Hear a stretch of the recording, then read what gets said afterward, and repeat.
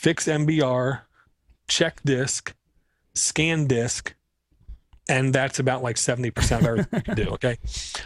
On Linux, hypothetically, something goes up, and it could be, honestly, hardware failing. My video card starts to fail. It cannot display in high enough res. Well, right now, I can still run command line stuff. During boot, I go to rescue mode kind of thing, and I can still do command line stuff. Well, hypothetically, I can only load command line stuff, and I know if I hop on my favorite IM application, I can connect with Steve C, and he's going to help me through this kind of thing. There's 2 IM applications out there that I found on this article at Tux Arena, which I don't think there's any battles going on, but it's Tux Arena. One of them is called Finch. Super quick. Finch is not Finch. Finch is Pigeon in the command line. Pigeon, very well established. Been around a very long time. It's changed names 2 or 3 times. Utterly, utterly powerful and deep. Finch offers virtually everything you can do in the GUI, but on the command line. So with Finch, you can connect to AIM, IRC, MySpace IM, WLM, Windows Live Messenger, SILC, don't know, Yahoo, ICQ, a myriad of different services. I believe also Skype, Facebook, a couple other ones. All on the command line, and it's not like you type hello and then, the next command automatically fills in and says hello back. This is a interactive, tabbable command line interface to where it's much, much closer to like DOS kind of thing, but it actually is functional. I did run it for a couple hours, and the only thing I couldn't figure out how to do is how to make it beep. I like my IMs to beep when someone does something. So if I'm cooking, cleaning, playing, what do you cook? That story. Tonight? No, what do you cook in general? What do you cook? I'm nothing like Tracy with the cooking. Tonight I took chicken breast, thawed it out, chicken tenderloins, thawed them out, put them in a pot, a little bit of oil, deep, heavy, thick, deep pot, a little bit of oil, got them a little crispy. Noodles, cream of chicken, mixed string beans, like green beans kind of thing. Mix it all together, mix it all together. Wife came in the door after a 14-hour day and said, "I'm hungry, I'm starved." So, dude, that's really good. That's impressive. That sounds. I mean, I'm hungry now. I would like you to cook for me. That's like 80% of what I can cook right there.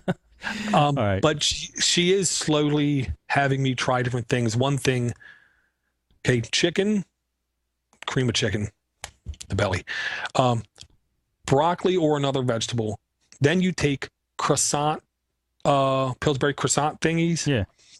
Unroll them flat, create like a circle with the points pointing out, fill it with the rice instead of then noodles, cream of chicken, and a vegetable, fold the outside points in over top everything, sprinkle the top with cheese, or first a little bit of butter, a little bit of cheese, put in the oven for like 10-15 minutes, comes out golden brown and cheesy. and it's really good, and it's super easy. Yeah, that's really cool. I want to stop one of them too. Yeah, it's very good. And really quick, the second application for command line IMing is called Center IM. I've never heard of this one, but it looks, to be honest, just as powerful, connect to just as many services, including Jabber, which if you haven't heard of Jabber, Jabber is super good because of a couple reasons. One, I believe it's a decentralized service, which means there's a network of servers. I could put up my own server if I want. It's a network of servers where if main ones go down, no big deal. Other ones pick up the slack kind of thing. And it's a very freedom-oriented service where, you know, 10, the wrong 10 people can die in a boating accident, and this application will still live on just fine. You know, it is very open. Anyone can take advantage of Jabber kind of thing. Very And cool. this application, to me, honestly, looks, if not just as, more capable than Finch. Huh. They really do take advantage of what's called the N-curses interface. N-curses is like DOS on steroids. It allows you to do a lot more things with a Windows where it can actually look like you have multiple windows popping up in front of one another. And, you know, it's like that, but it's in the command line. That's cool. I love the freaking screenshots. This guy, the screenshots are awesome because the desktop background is just always a chick or like of course. a bikini here. Mm-hmm. Center I like these guys already at Center I am. That's how you know they keep it real. Nice. That's, commendable.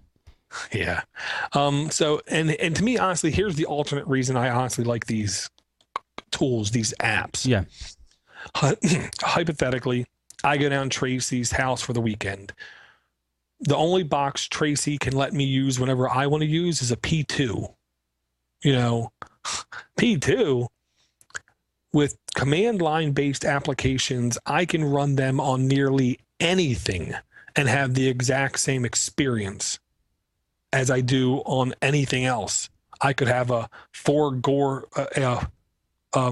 processor, each 4 cores, 28 gigs of RAM running this, or I could have a P2 with 25 megs of RAM and running this, and I'm going to experience the same kind of thing. I guess that's really a plus point for using the command line, isn't it? I mean, you could run it on anything. You can run it on a Raspberry Pi. Literally. Yeah. Literally. Okay, one more quickie. Okay, this one, it's labeled how to back up Ubuntu 11.10 using Deja Dupe. They just name it that for click rank kind of thing, SEO. It's really how to back up Ubuntu or Linux using Deja Dupe. Deja Dupe seems like it's becoming the standard on pre-installed backup software. It's really simple software. I think that's the biggest, honestly, plus to this. When you launch it, one of the choices you're given immediately, I believe, is like the very first choice is like set up backup or set up restore. I'm watching the video here as we go, Steve. And it's at beginninlinux.com. Beginlinux.com, sorry. As soon as you start it up, it gives you a window with 4, basically, it's like tabs on the left side. Overview, storage, folders, and schedule. 4 steps. Overview is just overview. Is this automatic? Is this not automatic? Storage. Where are these files going that you're going to back up? Folders. What folders are you going to back up? Schedule. Is this going to be on a schedule? Do you really need more options when you do a backup? You know, right. You don't. I mean, that's it. A lot of applications, to be honest, overcomplicate it a little bit too much. I agree. That's why I think this one's going to be really successful. And the one huge thing I got to say is there's basically like APIs they can connect to and enable more storage options. Right now, you can click and say, I want to back up to Ubuntu 1. So there's no reason why you cannot in the future be able to say back up to Amazon S3, back up to Dropbox, back up to, all these different kind of services. You can also set up your own server yourself. So if you are connecting via SSHFS to a server, you can point it to that too. Very cool. Yeah. And this article over at beginlinux.com is utterly step-by-step. I mean, you can't get more step-by-step with a screenshot for each step. And a video. Than this. This is really like the ultimate when someone says, I don't know how to do backups. Just get Deja Dupe and follow this. You know, this is now my go-to when people say that. There are other applications out there that some people think are better. You know how I feel about better, Steve. There's really no such thing as better. Right. You know, Whatever you like. it's whatever you like, whatever works for you. And there's always these little niche needs where that might be better for this might be better for that. So it's never ending. Super quick. We're going to bring it back again to the Raspberry Pi thing I was going to talk about. And I'm trying to remember what it was now, Steve. Wow. We could do it after emails if you can't remember. Oh, no. Here's the thing, okay? I really want to give away at least one set of videos to Linux for the rest of us. I really honestly do.